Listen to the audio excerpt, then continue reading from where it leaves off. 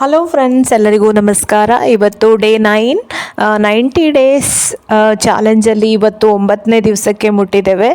ತುಂಬಾ ಖುಷಿ ಆಗ್ತಿದೆ. ಡಯಟ್ ಜರ್ನಿ ನಡೀತಾ ಇದೆ ಅಂತ ಹೇಳಿ ಆದಷ್ಟು ಬೇಗ 90 ಡೇಸ್ ಕಂಪ್ಲೀಟ್ ಆಗಲಿ, ಎಷ್ಟೆಲ್ಲ ವೆಯ್ಟ್ ಲಾಸ್ ಆಗ್ತದೆ, ಏನೆಲ್ಲ ಆಗ್ತದೆ ಅನ್ನೋದನ್ನು ನೋಡಬೇಕಾಗಿದೆ.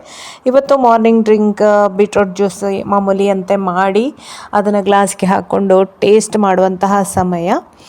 ಈ 9 ದಿವಸ ಆಯಿತು ನಾನು ತರಕಾರಿ ಜ್ಯೂಸ್ ಕಂಟಿನ್ಯೂಸ್ ಆಗಿ ಕುಡಿತಾ ಇದ್ದೇನೆ.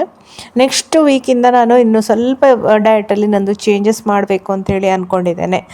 ಒಂದೇ ರೀತಿ ಡಯಟನ್ನು ನಾವು ಯಾವಾಗಲೂ ಫಾಲೋ ಮಾಡಬಾರ್ದು, ಯಾಕೆಂದರೆ ದೇಹಕ್ಕೆ ಅದು ಒಗ್ಗಿಬಿಡ್ತದೆ, ಆಮೇಲೆ ವೆಯ್ಟ್ ಲಾಸ್ ಆಗೋದಿಲ್ಲ. ಅದಕ್ಕೆ ಒಂದು ಸ್ವಲ್ಪ ಆಲ್ಟರ್ನೇಟ್, ಸ್ವಲ್ಪ ಚೇಂಜಸ್, ಒಂದು ಸ್ವಲ್ಪ ಕಾರ್ಬೋಹೈಡ್ರೇಟ್ ಇನ್ನೂ ಕಡಿಮೆ ಮಾಡುವಂಥದ್ದು, ಅಥವಾ ಪ್ರೋಟೀನ್ನಲ್ಲಿ ಸ್ವಲ್ಪ ಕಮ್ಮಿ ಪ್ರಮಾಣದಲ್ಲಿ ತಿನ್ನೋದು. ಯಾವಾಗಲೂ ಮಾಡುವ ಡಯಟಿಗಿಂತ ಸ್ವಲ್ಪ ಹೆಚ್ಚು ಕಡಿಮೆ ಮಾಡ್ತಾ ಹೋದರೆ ನಾವು ಆದಷ್ಟು ಒಳ್ಳೆ ರಿಸಲ್ಟನ್ನು ಪಡ್ಕೊಳ್ಬೋದು ಅಂತ ಹೇಳಿ ಅಂದ್ಕೊಂಡಿದ್ದೇನೆ. ನೋಡುವ ಹೇಗೆಲ್ಲ ಆಗ್ತದೆ ಅಂತ ಹೇಳಿಕೊಂಡು ಸ್ವಲ್ಪ ಲಿಕ್ವಿಡ್ ಡಯಟ್ ಕೂಡ ಒಂದು ದಿವಸ ಮಾಡಬೇಕು ಅಂತೇಳಿ ಅಂದ್ಕೊಂಡಿದ್ದೇನೆ. ಇಡೀ ದಿವಸ ಲಿಕ್ವಿಡೇ ಕುಡಿಯೋದು ಅಂದರೆ ಬೆಳಿಗ್ಗೆ ಎಳ್ನೀರು ಕುಡಿದ್ರೆ ಆ ಥರ ಬೇರೆ ಬೇರೆ ಲಿಕ್ವಿಡನ್ನೇ ಕುಡಿತಾ ಲಿಕ್ವಿಡ್ ಡಯಟನ್ನು ಮಾಡುವಂಥದ್ದು.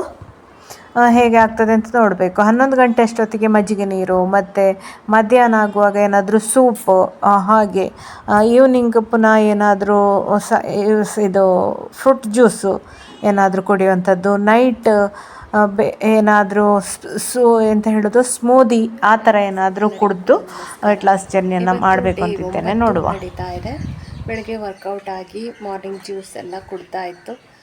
ಇವತ್ತು ಬ್ರೇಕ್ಫಾಸ್ಟಿಗೆ ಅಂಥೇಳಿ ನಾನು ಓವರ್ನೈಟ್ ಓಟ್ಸ್ ರೆಡಿ ಮಾಡ್ಕೊಂಡಿದ್ದೇನೆ. ಬೆಳಿಗ್ಗೆ ವರ್ಕೌಟ್ ಎಲ್ಲ ಮಾಡಿ ಟಯರ್ಡ್ ಆದ ಮೇಲೆ ತಿಂಡಿ ಸುಲಭದಲ್ಲಿ ನಮಗೆ ತಿಂಡಿ ಸಿಕ್ಕಿತು ಅಂತಾದರೆ ತುಂಬಾ ಖುಷಿ ಆಗ್ತದೆ, ಯಾಕೆಂದರೆ ಟಯರ್ಡ್ ಆಗಿರ್ತದಲ್ಲ. ಹಾಗಾಗಿ ಓವರ್ನೈಟ್ ಓಟ್ಸ್ ತುಂಬ ಸುಲಭದಲ್ಲಿ ವರ್ಕಿಂಗ್ ಲೇಡೀಸ್ ಕೂಡ ಮಾಡ್ಕೊಂಡು ಇಟ್ಕೊಳ್ಬೋದು. ಯಾರು ವೆಯ್ಟ್ ಲಾಸ್ ಮಾಡ್ತಾರೆ ಅಂಥವರು ಓವರ್ನೈಟ್ ಓಟ್ಸನ್ನು ಮೊದಲಿನ ದಿವಸ ನೈಟ್ ಫ್ರಿಜ್ಜಲ್ಲಿ ಮಾಡಿ ಇಟ್ಕೊಂಡಿತ್ತು ಅಂತ ಹೇಳಿದರೆ ಮರುದಿವಸ ತಗೊಂಡು ಅದಕ್ಕೊಂಚೂರು ಫ್ರೂಟ್ಸು ಸೀಡ್ಸ್ ಎಲ್ಲ ಹಾಕ್ಕೊಂಡು ತಿಂದರೆ ದಿಢೀರ್ ಅಂತಲ್ಲ, ಇನ್ಸ್ಟಂಟಾಗಿ ಬ್ರೇಕ್ಫಾಸ್ಟ್ ರೆಡಿ ಆಗುತ್ತೆ.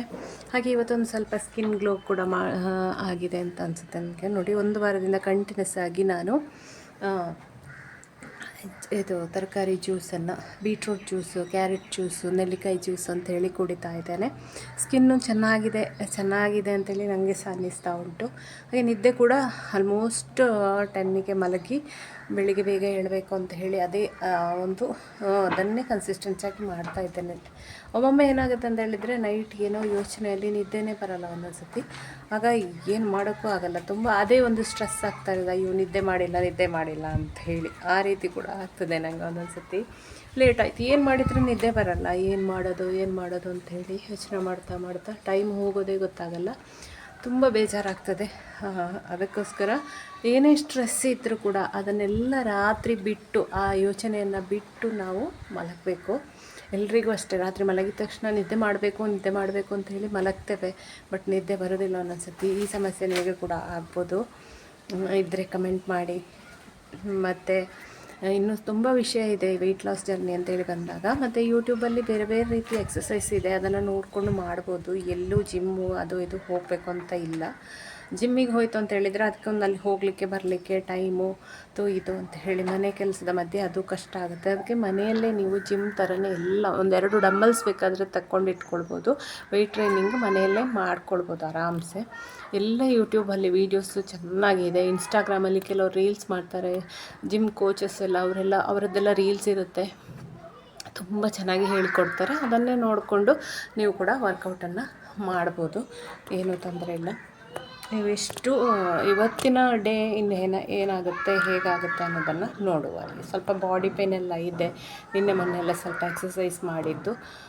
ಮತ್ತು ನನ್ನ ವೆಯ್ಟ್ ಬಂದು ಹಾಗೇ ಇದೆ. ಇವತ್ತು ಬೆಳಗ್ಗೆ ವೆಯ್ಟ್ ನೋಡಿದ್ದೇನೆ ನಾನು, ಬಟ್ ಹಾಗೇ ಇದೆ, ಸೇಮ್ ಇದೆ, ಏನೂ ಚೇಂಜಸ್ ಇಲ್ಲ. ಚೇಂಜಸ್ ಅಂದರೆ ಇಷ್ಟು 9 ದಿವಸದಲ್ಲಿ ಏನೂ ಚೇಂಜಸ್ ಇಲ್ವಾ ಅಂತ ಹೇಳಿದರೆ ಖಂಡಿತ. ಎಷ್ಟು ಅಂದರೆ ಫಸ್ಟ್ ಸ್ಟಾರ್ಟಿಂಗ್ ನಾನು ಸ್ಟಾರ್ಟ್ ಮಾಡಬೇಕಾದ್ರೆ 77 kg ಹತ್ತಿರ ಇತ್ತು, 76,950 ಹಾಗೆ ಇತ್ತು. ಈಗ 9 ದಿವಸದಲ್ಲಿ ನನ್ನದು ವೆಯ್ಟ್ ಬಂದು 76 350 ಅಂತ ಹೇಳಿ ತೋರಿಸ್ತಾ ಇದೆ. ಅಂದರೆ ಸಾಧಾರಣ ಮುಕ್ಕಾಲು kg ಕಡಿಮೆ ಆಗಿದೆ ಅಂತ ಲೆಕ್ಕ. ಇನ್ನು ನೋಡುವ 90 ದಿವಸದ ವೆಯ್ಟ್ ಲಾಸ್ ಜರ್ನಿ ಇದು. 90 ಡೇಸ್ ವೆಯ್ಟ್ ಲಾಸ್ ಜರ್ನಿ ಹೇಗಾಗ್ತದೆ, ಎಷ್ಟು ವೆಯ್ಟ್ ಲಾಸ್ ಆಗ್ತದೆ ನೋಡುವ. ನಮ್ಮ ಪ್ರಯತ್ನ ನಮ್ಮದು ಅಷ್ಟೇ. ಫ್ರೆಂಡ್ಸ್, ಇಲ್ಲಿ ನಾನು ಮಾರ್ನಿಂಗ್ ಬ್ರೇಕ್ಫಾಸ್ಟಿಗೆ ಅಂತ ಹೇಳಿ ಓವರ್ನೈಟ್ ಓಟ್ಸನ್ನು ಮಾಡ್ಕೊಳ್ತಾ ಇದ್ದೇನೆ. ಓವರ್ನೈಟ್ ಓಟ್ಸ್ ಅಂತ ಹೇಳಿದರೆ ಮಾಡೋದು ಇಷ್ಟೇ, ಅದಕ್ಕೆ ಬೇರೆ ಏನೂ ಹಾಕೋದಿಲ್ಲ. ಓಟ್ಸು, ಚಿಯಾ ಸೀಡ್ಸು, ಮೊಸರು ಹಾಕಿ ಕಲಸಿ ಫ್ರಿಜ್ಜಲ್ಲಿ ಇಡೋದು. ಅದ್ರ ಜೊತೆಗೆ ಡ್ರೈ ಫ್ರೂಟ್ಸು ನಿಮಗೆ ಇಷ್ಟದ್ದು ವಾಲ್ನಟ್ ಯಾವುದು ಬೇಕಾದರೂ ಹಾಕ್ಕೊಳ್ಬೋದು. ಡ್ರೈ ಫ್ರೂಟ್ಸು, ಗೇರು ಬೀಜ ಸ್ವಲ್ಪ ಪ್ರಮಾಣದಲ್ಲಿ ಹಾಕ್ಕೊಳ್ಬೋದು. ನಾನು ಸೀಡ್ಸ್ ಹಾಕ್ಕೊಂಡಿದ್ದೇನೆ. ಸೀಡ್ಸು, ಖರ್ಜೂರ ಮತ್ತು ಗ್ರೇಪ್ಸ್ ಇಷ್ಟನ್ನು ಹಾಕ್ಕೊಂಡು ಮೊಸರು ಹಾಕಿ ಕಲಸಿ ಫ್ರಿಜ್ಜಲ್ಲಿ ಇಟ್ಟದ್ದು. ನೀವು ಹಾಲು ಹಾಕಿ ಆದರೂ ಕಲಸಿ ಇಟ್ಕೊಳ್ಬೋದು, ಮೊಸರು ಇಷ್ಟ ಇಲ್ಲ ಅಂತ ಹೇಳಿದರೆ. ಅಥವಾ ಯೋಗರ್ಟ್ ಹಾಕ್ಕೊಳ್ಬೋದು, ಯೋಗರ್ಟ್ ತುಂಬಾ ಒಳ್ಳೆಯದು. ಹಾಗೆ ನಾನು ಇದಕ್ಕೆ ಸ್ವಲ್ಪ ಪೀನಟ್ ಬಟರನ್ನು ಕೂಡ ಹಾಕಿ ಮಿಕ್ಸ್ ಮಾಡಿ ಫ್ರಿಜ್ಜಲ್ಲಿ ಇಟ್ಕೊಂಡಿದ್ದೇನೆ. ಮರುದಿವಸ ಬೆಳಿಗ್ಗೆ ಇದಕ್ಕೆ ಫ್ಲ್ಯಾಕ್ಸ್ ಸೀಡ್ಸನ್ನು ಹಾಕ್ಕೊಂಡಿದ್ದೇನೆ. ಕೆಲವರು ರಾತ್ರಿಯೇ ಫ್ಲ್ಯಾಕ್ಸ್ ಸೀಡ್ಸನ್ನು ಹಾಕ್ಕೊಳ್ತಾರೆ, ಆದರೆ ನನಗೆ ಅದು ಸ್ವಲ್ಪ ಒಂಥರ ಜೆಲ್ ಆಗುತ್ತೆ, ಅದು ಮರುದಿವಸ ಅದಿಷ್ಟ ಆಗಲ್ಲ ಅಂತ ಹೇಳಿ ನಾನು ಬೆಳಿಗ್ಗೆ ಫ್ಲ್ಯಾಕ್ಸ್ ಸೀಡ್ಸನ್ನು ಹಾಕ್ತೇನೆ. ಹಾಗೆ ಇವತ್ತೊಂದು ಬಾಳೆಹಣ್ಣಿತ್ತು, ಅದಕ್ಕೋಸ್ಕರ ಬಾಳೆಹಣ್ಣನ್ನು ಉಪಯೋಗಿಸ್ತಾ ಇದ್ದೇನೆ. ಆದಷ್ಟು ಬಾಳೆಹಣ್ಣು ಎಲ್ಲ ವೆಯ್ಟ್ ಲಾಸ್ ಜರ್ನಿಯಲ್ಲಿ ಉಪಯೋಗಿಸದಿದ್ದರೆ ಒಳ್ಳೆಯದು. ಯಾಕೆಂದರೆ ಬಾಳೆಹಣ್ಣು ತಿಂದರೆ ವೆಯ್ಟ್ ಗೇನ್ ಆಗ್ತದೆ ಅಂತೇಳಿ ಹೇಳ್ತಾರೆ. ಹಾಗಂತೇಳಿ ಎಲ್ಲ ಡಯಟ್ ಮಾಡೋರು ಬಾಳೆಹಣ್ಣು ತಿನ್ಬೋದು ಅಂತ ಹೇಳ್ತಾರೆ. ಈ ತಿನ್ಬೋದು ಅಂತ ಹೇಳಿದರೆ ಮಾಡ್ರೇಷನಲ್ಲಿ, ಒಂದು ಬಾಳೆಹಣ್ಣು, ಅರ್ಧ ಬಾಳೆಹಣ್ಣು ಆ ಥರ ತಿನ್ಬೋದಷ್ಟೇ. ಒಂದು ಮಾಡ್ರೇಷನಲ್ಲಿ ತಿನ್ಬೋದು. ಆದರೆ ಕಂಟಿನ್ಯೂಸ್ ದಿನಾ ಬಾಳೆಹಣ್ಣು ತಿಂದರೆ ವೆಯ್ಟ್ ಗೇನ್ ಆಗುತ್ತೆ. ಅದು ವೆಯ್ಟ್ ಗೇನಿಗೆ ಯೂಸ್ ಮಾಡ್ತಾರೆ ಬಾಳೆಹಣ್ಣನ್ನು. ಹಾಗಾಗಿ ಬಾಳೆಹಣ್ಣು, ಚಿಕ್ಕು, ಹಲಸಿನ ಹಣ್ಣು, ಮಾವಿನ ಹಣ್ಣು ಇದೆಲ್ಲವೂ ಕೂಡ ಮಾಡ್ರೇಷನಲ್ಲಿ ಸ್ವಲ್ಪ ತಿಂದರೆ ಓಕೆ. ಜಾಸ್ತಿ ತಿಂತು ಅಂತ ಹೇಳಿದರೆ ವೆಯ್ಟ್ ಗೈನ್ ಆಗುವಂತಹ ಚಾನ್ಸಸ್ ಇದೆ. ಹಾಗಾಗಿ ನೀವು ದಾಳಿಂಬೆ ಮತ್ತು ಮಸ್ಕ್ ಮೆಲನ್ ಅಂತ ಹೇಳ್ತಾರೆ, ವಾಟರ್ ಮೆಲನ್, ಪಪ್ಪಾಯ, ಮೂಸಂಬಿ, ಆರೆಂಜ್, ಕಲ್ಲಂಗಡಿ ಹಣ್ಣು, ಆ ಥರ ಹಣ್ಣುಗಳನ್ನು ಜಾಸ್ತಿಯಾಗಿ ಉಪಯೋಗಿಸ್ಬೋದು. ಪೇರಳೆ ತುಂಬ ಫೈಬರ್ ಇರುವಂತಹ ಒಂದು ಹಣ್ಣು. ಪೇರಳೆಯನ್ನು ಜಾಸ್ತಿ ಉಪಯೋಗಿಸಿ, ಸೀಸನಲ್ಲಿ ಸಿಕ್ಕುವಾಗ ಅದನ್ನು ಬಿಡಬೇಡಿ. ಹಾಗೆ ನಾನು ಮಧ್ಯಾಹ್ನಕ್ಕೆ ಸೋಯಾ ಚಂಕ್ಸಿಂದ ಬುರ್ಜಿ ಮಾಡ್ಕೊಂಡಿದ್ದೇನೆ. ನೀವು ಹೇಗೆ ಎಗ್ ಬುರ್ಜಿ ಮಾಡ್ತೀರಾ, ಹಾಗೆ ಪನ್ನೀರ್ ಬುರ್ಜಿ ಮಾಡ್ತೀರಾ, ಅದೇ ರೀತಿ ಸೋಯಾ ಚಂಕ್ಸಿಂದ ಬುರ್ಜಿ ಮಾಡ್ಕೊಂಡದ್ದು. ನಾನು ರೆಸಿಪಿ ಹಾಕಲಿಲ್ಲ. ಮಾಮೂಲಿ ನೀವು ಎಗ್ ಬುರ್ಜಿ ಹೇಗೆ ಮಾಡ್ತೀರಾ ಸೇಮ್ ಅದೇ ರೀತಿಯಲ್ಲಿ ನಾನು ಸೋಯಾ ಚಂಕ್ಸನ್ನು ನೀರಿನಲ್ಲಿ ಕುದಿಸ್ಬಿಟ್ಟು ಆಮೇಲೆ ಅದನ್ನು ಮಿಕ್ಸಿಯಲ್ಲಿ ಗರ್ರ ಅಂತ 2 ಸಲ ಇದು ಗ್ರೈಂಡ್ ಮಾಡಿದ್ದು. ಜಾಸ್ತಿ ಗ್ರೈಂಡ್ ಮಾಡಬೇಡಿ, ನುಣ್ಣಗೆ ಪೇಸ್ಟ್ ಥರ ಮಾಡಬೇಡಿ, ಸ್ವಲ್ಪ ತರಿ ಇರಬೇಕು ಸೋಯಾ ಚಂಕ್ಸ್. ಬುರ್ಜಿ ಮಾಡಲಿಕ್ಕೆ ತುಂಬ ಚೆನ್ನಾಗಿರ್ತದೆ ಸೋಯಾ ಚಂಕ್ಸಿದ್ದು. ಟೊಮೆಟೊ, ಈರುಳ್ಳಿ ಎಲ್ಲ ಹಾಕಿ ಮಸಾಲೆ ರೆಡಿ ಆದ ಮೇಲೆ ಸೋಯಾ ಚಂಕ್ಸ್ ಗ್ರೈಂಡ್ ಮಾಡಿದ್ದನ್ನು ಹಾಕಿ ಮಿಕ್ಸ್ ಮಾಡಿದರೆ ರುಚಿಯಾದಂತಹ ಸೋಯಾ ಚಂಕ್ಸ್ ಬುರ್ಜಿ ರೆಡಿ ಆಯಿತು. ನನ್ನ ಮಧ್ಯಾಹ್ನದ ಲಂಚ್ 2 ಚಪಾತಿ, ಸಲಾಡ್, ಹಾಗೆ ಸೋಯಾ ಚಂಕ್ಸಿದ್ದು ಬುರ್ಜಿ. ಅದೇ ಬುರ್ಜಿಯನ್ನು ತಗೊಂಡು ಡಿನ್ನರ್ ಕೂಡ ಮುಗಿಸ್ಬಿಟ್ಟೆ ಸುಲಭವಾಗಿ. 2 ಬ್ರೆಡ್ ಇತ್ತು, ಬ್ರೆಡ್ಡಿಗೆ ಸೋಯಾ ಚಂಕ್ಸಿದ್ದು ಬುರ್ಜಿಯನ್ನು ಇಟ್ಟೆ, ಮಡಚಿ ಬಿಸಿ ಮಾಡಿದೆ 2 ಕಡೆ ಕೂಡ. ತುಪ್ಪ ಏನೂ ಹಾಕಲಿಲ್ಲ. ಇವತ್ತೇನೋ ಅಡುಗೆ ಮಾಡಲಿಕ್ಕೆ ಮನಸ್ಸಿರಲಿಲ್ಲ, ಸುಲಭದಲ್ಲಿ ಒಂದು ಸಿಕ್ಕಿತು ಅಂತ ಹೇಳಿ ಅದನ್ನೇ ಡಿನ್ನರ್ ಮಾಡಿಕೊಂಡೆ. ಆದರೆ ಒಳ್ಳೆ ಪ್ರೋಟೀನ್ ಸೋರ್ಸು ಸೋಯಾ ಚಂಕ್ಸ್. ಹಾಗಾಗಿ ಇದನ್ನು 2 ಮಾಡಿಕೊಂಡು ಆಮೇಲೆ 1 ಬೌಲು ಪಪ್ಪಾಯ ಅಷ್ಟನ್ನು ಮಾಡಿ ನನ್ನ ಡಿನ್ನರನ್ನು ಮುಗಿಸಿದೆ. ಅಲ್ಲಿಗೆ ಇವತ್ತಿನ ದಿನ ಮುಗೀತು. ನಾಳೆ 10ನೇ ದಿನ ಏನೆಲ್ಲ ಆಗ್ತದೆ ಅಂತ ಮುಂದೆ ನೋಡುವ. ಫ್ರೆಂಡ್ಸ್, ನಿಮಗೆ ಈ ವಿಡಿಯೋ ಇಷ್ಟ ಆದರೆ ಖಂಡಿತ ಲೈಕ್ ಮಾಡಿ. ನನ್ನ ಚಾನಲನ್ನು ನೀವು ಫಸ್ಟ್ ಟೈಮ್ ನೋಡೋದಂದರೆ ಖಂಡಿತ ಸಬ್ಸ್ಕ್ರೈಬ್ ಆಗೋದನ್ನು ಮರಿಬೇಡಿ.